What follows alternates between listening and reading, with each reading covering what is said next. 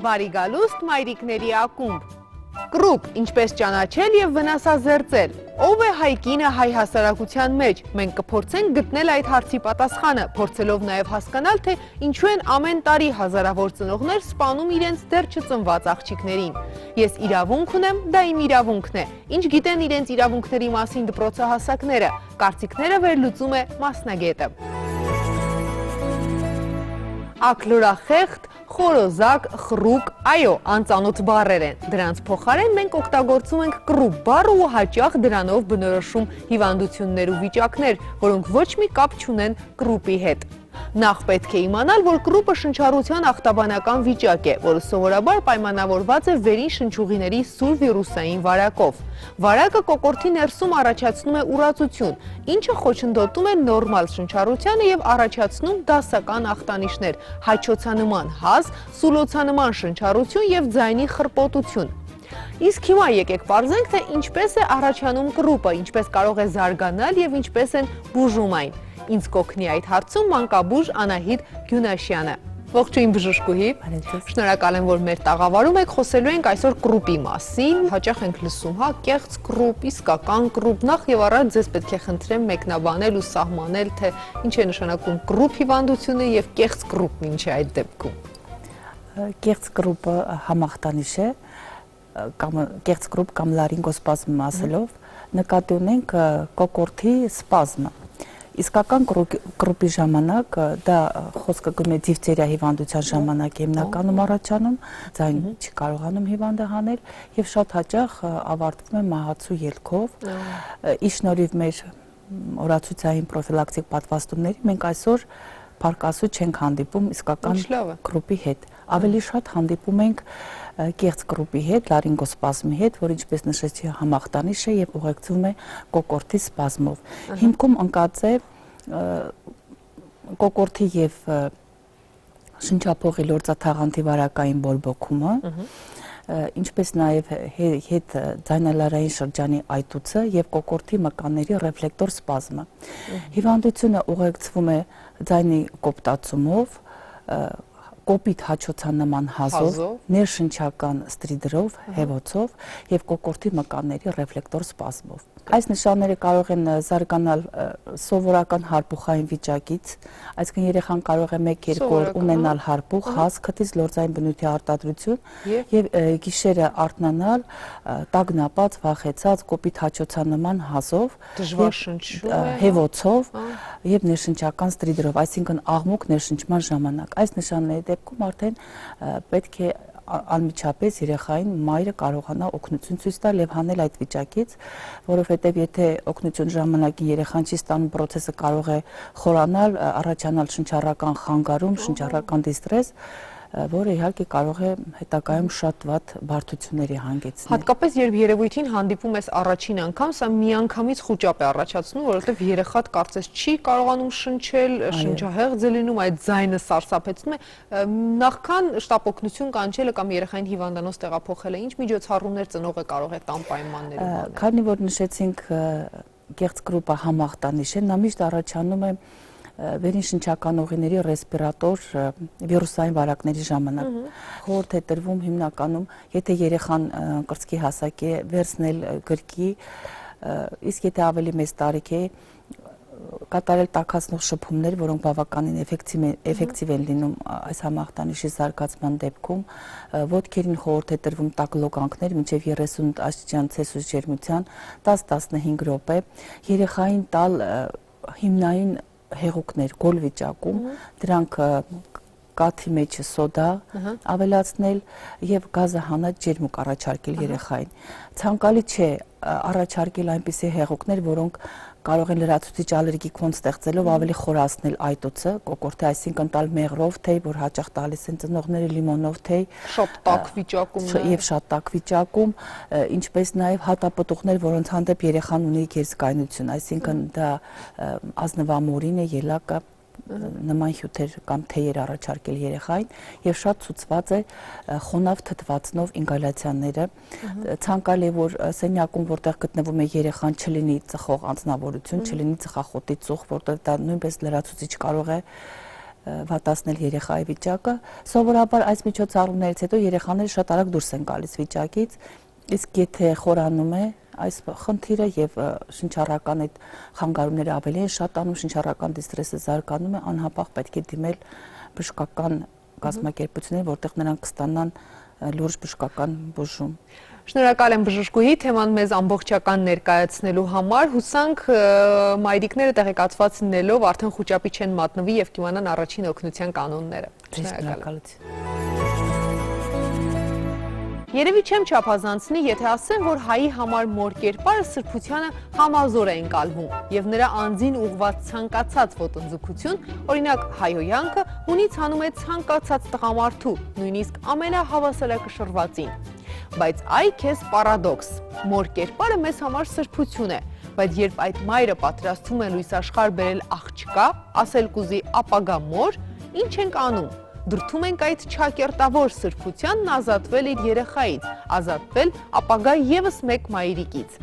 Այո, փազլի այս երկու կտորները ոչ մի կերպ չեն տեղավորվում մեկ նկարի մեջ, բայց սա դեռ ամենը չէ։ Նկարը եւս երկու կտոր ունի։ Առաջին, երբ այդուհանդերձ աղջիկը լույս աշխարհ է գալիս, բոլորն անխտիր սիրում են նրան, նույնիսկ այն հայրն, ով մի քանի ամիս առաջ կնոջը դրդում էր ազատվել երեխայից։ Եվ ահա վերջին կտորը, այդ նույն սիրված աղջկա կյանքում այդուհանդերձ գալիս է մի օր, երբ նա դարձյալ բախվում է տղայապաշտ հասարակության պատին։ Շարունակությունը տեսանյութում։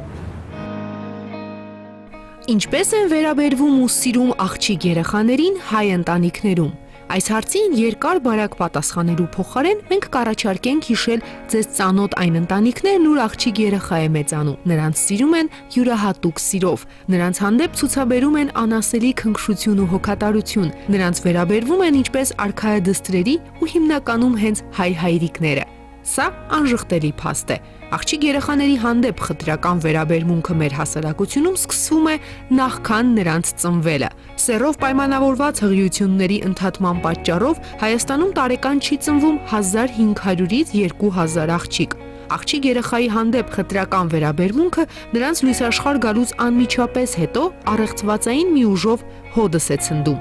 Շատ հաճախ այն ծնողները, որոնք այսպես տղային ուզում անպայման ունենալ եւ մի քիչ դժգոհության երանգներ են ունեցել, իմանալով, որ իրենց զավակը աղջիկ է լինելու, ունենում են մեղքի զգացում եւ այս մեղքի զգացման պատճառով կարող է լրիվ այսպես հակառակ վերաբերմունք ունենան երեխայի նկատմամբ, փարատելու համար մեղքի զգացումը չափից դուրս նույնիսկ նվիրում կարող է ունենան աղջկա նկատմամբ, նույնիսկ քան թե տղայի։ Անգամ առանց լուրջ ուսումնասիրությունների միանշանակ կարելի է փաստել ու համաձայնել, որ մանկության պատանեկության տարիներին հայ ընտանիքի եւ առհասարակ հայ հասարակության կողմից երեխայի սեռի հանդեպ խտրական վերաբերմունք չի դրսևորվում։ Տղա ու աղջիկ հավասար են, երբ խոսքը գնում է առողջության, զարգացվածության, կրթության եւ այլնի մասին։ Թերևս սա է պատճառը, որ հայաստանյան բուհերում աղջիկներն իրենց թե առաջադիմությամբ եւ թե թվակազմով գերազանցում են տղաներին։ Հետազոտությունները ցույց են տալիս, որ Հայաստանում բարձրագույն կրթություն ունեցողների կեսից ավելին կանայք են։ Լուսավոր այս պատկերը ցավոք երկար այսպիսի տեսքով չի հիացնում։ Հաջորդ փուլում երանգները կտրուկ փոխվում են։ Բարձրագույն կրթություն ունեցողների մոտ մոտավորապես 58%-ը կանայք են։ Հայաստանը, որտեղ կա այդքան բարձր կրթական մակարդակ, չի օգտագործում իր պոտենցիալը։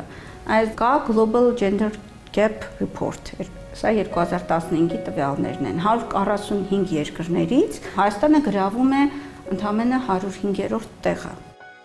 Կնոջ ներուժի ոչ արդյունավետ օգտագործման պատճառները տարբեր են։ Դրանցից մեկն այն կարծրացած տեսակետն է, որ բուհն ավարտելուց հետո երիտասարդ աղջկա հաջորդ պարտադիր քայլը պետք է լինի ընտանիք կազմելն ու երեխա ունենալը։ Ցավոք, մեզանում աշխատող կին, աշխատող մայրիկ հասկացությունները դեռ շարունակում են անհամատեղելի ընկալվել։ Հասարակական պահանջն ու սովորույթները հաճախ դառնում են մասնագիտական գործունեություն չծավալելու եւ ստացած գիտելիքները ճիշտ տեղում չօգտագործելու պատճառ։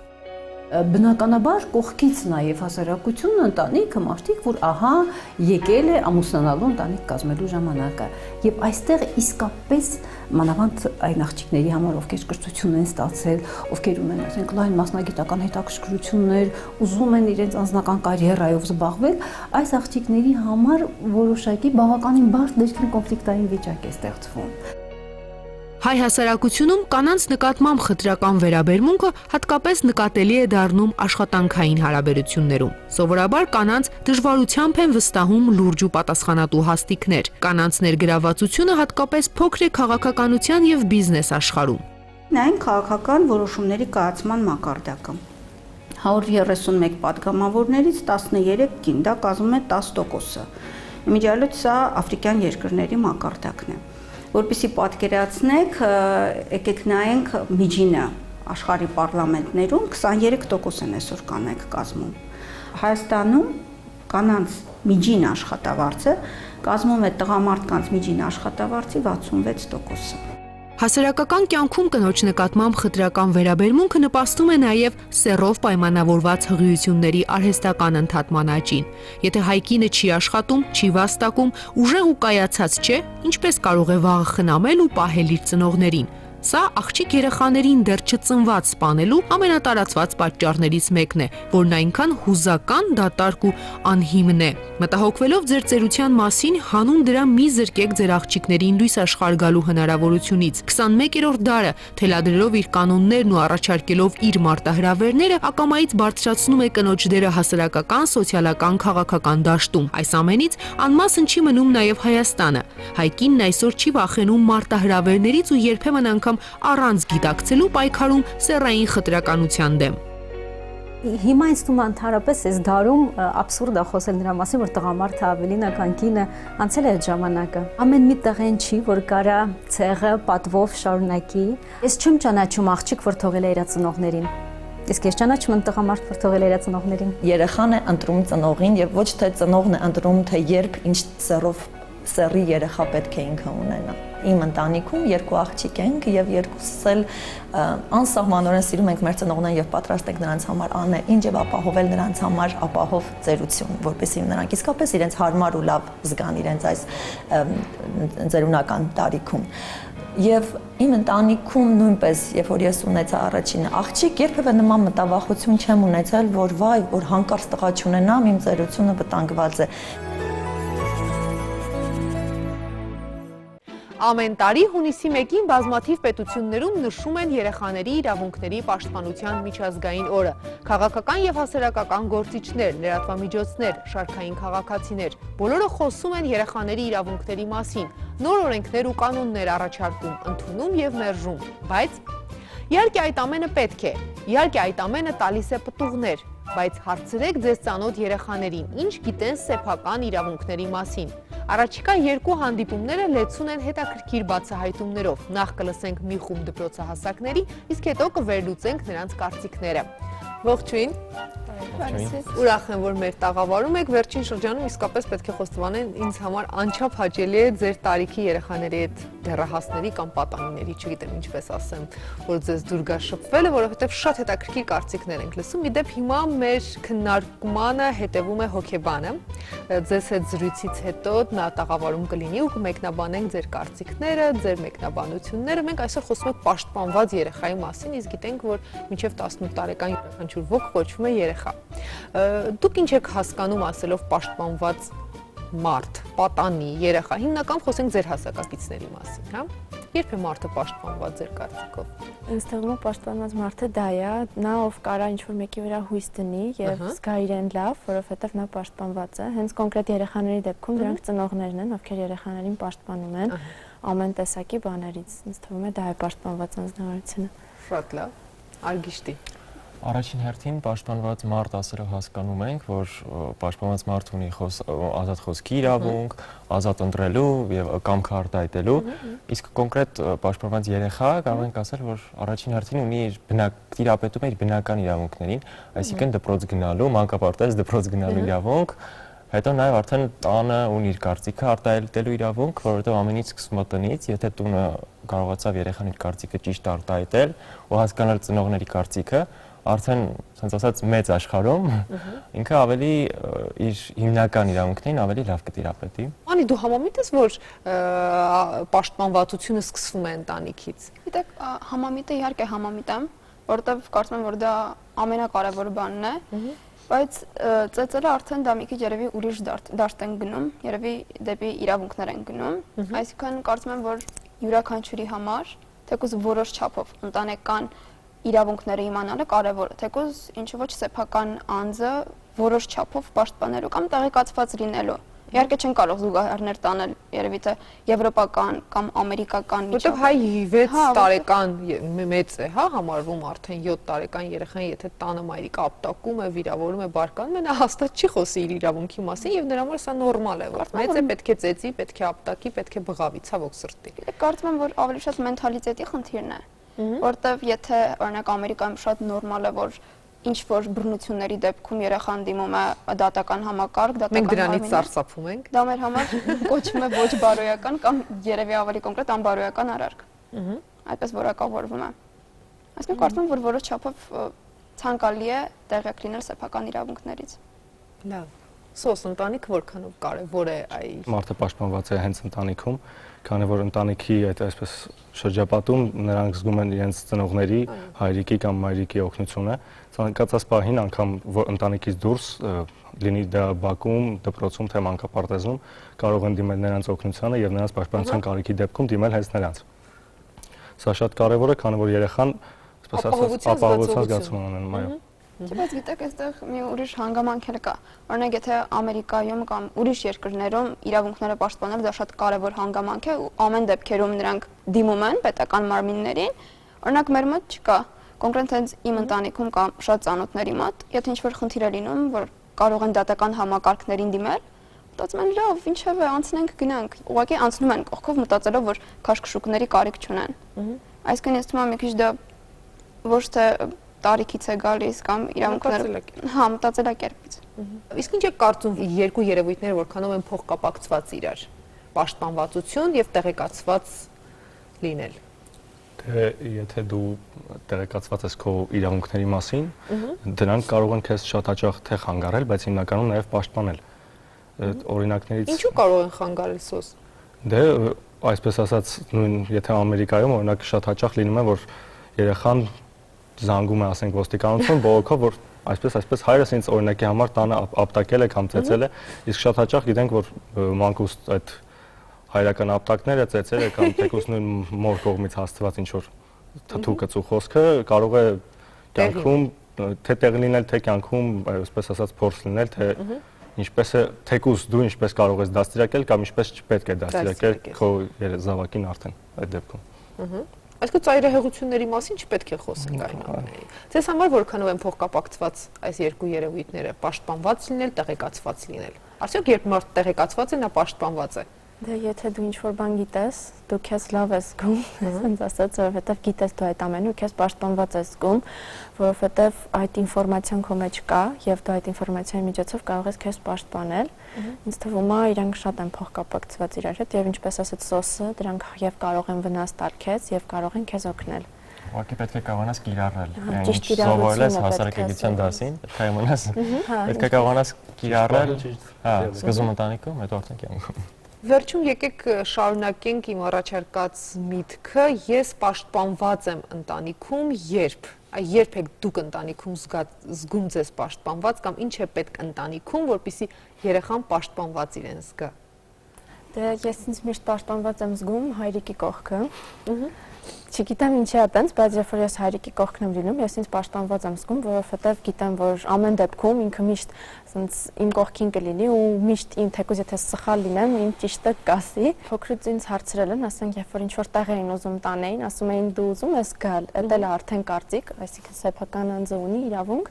ու ես ինձ միշտ ասում էի, հա կամ չէ, ու լավը նա էր, որ ինձ լսում էին, ու եթե չէի ուզում, չէին տանում, ոնց ասեին, չէ պետքա գաս կամ տենց։ Այսինքն դու պաշտպանված ես, երբ լսելի է քո կարծիքը։ Հա։ Լավ, Անի։ Հենց պաշտպանվածությունը դա սերն է։ Ու օրինակ մի քիչ ճիշտ է հարաբերական է կոնկրետ պատասխան տալը, բայց օրինակ ինձ համար ամենակարևորը ջերմությունն է, ծիծաղն է։ Երբ որ ընտանիքում կա ծիծաղ, ջերմություն, երբ որ բոլորը ջերմ են ու երջանիկ են, արդեն այդ զգացմունքը անկախ քեզնից արթնանում է քո մեջ։ Շնորհակալ եմ զրույցի համար, քիչ հետո հոգեբանի հետ միասին նաև կվերլուծենք ձեր զրույցը։ Շնորհակալություն։ Ձեզ շնորհակալ։ Ողջույն Մանուկ։ Շնորհակալ եմ, որ հետևում եք մեր զրույցին։ Իդեպ ձեզ դուր եկավ զրույցը։ Շատ պետք է ասեմ, որ ես ողջավորված եմ, որ մեր պատանիները այդպիսի պատկերացում ունեն իրավունքի մասին, իրենց հոգեբանական պաշտպանվածության մասին, հարց տրվեց, թե ինչ է պաշտպանվածությունը, իսկապես եթե ուզում ենք մենք հասկանալ դեռահասը երբ է պաշտպանված, առաջին հերթին պետք է սահմանենք, հասկանանք ինչ է պաշտպանվածությունը։ Ու ես լսեցի կարծիքներ, ասացին, որ պաշտպանվածությունը դա այն է, երբ որ երեխան իրեն զգում է լավ, այսինքն զգացման մասին է խոսում, երբ որ կարող է ընտրել, երբ որ կարող է կարծիք ասել, եւ որպես ամփոփում էլի մի հրաշալի տեսակետ լսեցի, որ երբ որ երեխան ընտանիքում պաշտպանված է, ինքը մեծահասակ ժամանակ մեծ հասարակությունում ամբողջովին կարող է իր իրավունքները պաշտպանել։ Իսկապես դա այդպես է։ Կապը հետաքրքիր գտան։ Հա, ու շատ լավ է, որ մեր պատանիները դա իրեն գիտակցում են։ Քանի որ իրավագիտակցությունը դա զուտ իրավունքի տեսական ասպեկտների իմացությունը չէ, հա, ինքներդ էլ շեշտեցիք, երեխան իրավունք ունի այսինչ բանի։ Կարևոր է դա։ Գրված է, շատ գեղեցիկ շարադրված, բայց փաստորեն դա հաշվի պետք է առնել, թե որ հասարակության մեջ ենք ապրում, ինչ ընտանիք, ինչ դպրոց ենք գնում, հետո որտեղ ենք սովորում։ Բայց կարևորը իրավագիտակցությունը, որ ինքը վերաբերմունքն է այդ իրավունքի նկատմամբ։ Իմանալը դա պաշտպանվածություն չի ապահովում մենակ։ Եվ զուտ օրենքի իմացությունը այստեղ հարցը չի։ Երբ որ մենք խոսում ենք պաշտպանվածության զգացման մասին, մենք անպայման այստեղ պետք է քննարկենք հոգեբանական անվտանգության մասին։ Հոգեբանական անվտանգությունը դա մարդու հոգեկանի, մարդու պահանջմունքների անվտանգությունն է։ Մարդը օրգանիզմ է, զարգանում է, եւ զարգացման խթանողներ որպես այդպեսին հանդիսանում են մեր պահանջմունքները։ Շատերին հայտնի գիտեն գոյություն ունեն կենսաբանական պահանջմունքներ, անվտանգության, սիրո, սոցիալական պատկանելիության եւ ինքնաակտուալիզացիայի։ Հիմա ես ուզում եմ պաշտպանվածությունը, որքանով է դեռահասը պաշտպանված, դիտարկենք այս ասպեկտով։ Մարդը ինքը ձգտում է պահանջմունքների բավարարման եւ դեռահասի մոտ ինչու է ճգնաժամային տարիք համարվում, որովհետեւ ինքը կախված տարիքային առանձնահատկություններից պահանջմունքները մի քիչ փոխվում են։ Նախկինում իր մոտ միայն անվտանգության պահանջմունքները ավելի շատ ենթադրենք, սիրո, իսկ հետո սկսում է արդեն ինքնաակտուալիզացիայի պահանջմունքը, սոցիալական պատկանելիության պահանջմունքը եւ ծնողը նա ուզում է շփվել հասակակիցների հետ, ենթադրենք, որպեսզի ապահովի, բավարարի իր սոցիալական պատկանելիության պահանջմունքը, կամ սկսում է որպես կանոն ինչ-որ մի հոբիով զբաղվել, որը որ բավարարում է իր ինքնաակտուալիզացիայի պահանջմունքը։ Եվ ցանկացած փաստորեն մերժում կամ արգելք այստեղ համարվում է արդեն իրավունքի խախտում կամ այո, իրավունքի խախտում հենց ինչի համար է, սա շեշտեցի նրա համար, որպեսզի ընդգծեմ ինչի համար է, հենց ցավոտ ծնողական սահմանափակումները, որը որ քանի որ դա ուղղակիորեն առնչվում է երեխայի պահանջմունքի հետ, այսինքն բնականon գործընթաց է, այլ հարց է, երբ որ մենք գործ ունենք ծնողավարման հմտությունների պակասի հետ, երբ որ ծնողներից մեծ մասը չի կարողանում ընդունել, որ իր երեխան մեծացավ։ Ու